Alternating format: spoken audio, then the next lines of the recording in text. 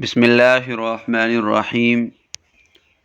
خواب کے آداب، خوابوں کے متعلق عام آداب۔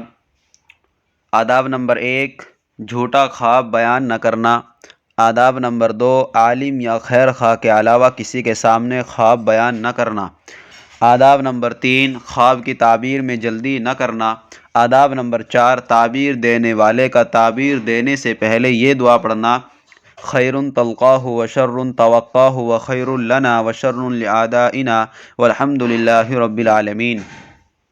نوٹ: جس نے نبی کریم صلی اللہ علیہ وسلم کو خواب میں دیکھا، اس نے آپ صلی اللہ علیہ وسلم کو ہی دیکھا۔ اچھے خواب کے متعلق آداب۔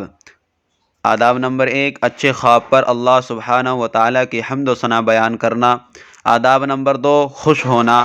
آداب نمبر 3، اپنے خیر خواہ کے علاوہ کسی اور کے سامنے بیان نہ کرنا۔ آداب نمبر 4، اس کی اچھی تعبیر لینا۔ برے خواب کے متعلق آداب۔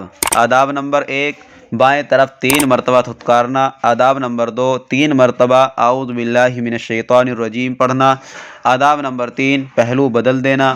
آداب نمبر 4، اللہ سے اس خواب کی اچھائی مانگنا اور اس کی برائی سے پناہ چاہنا۔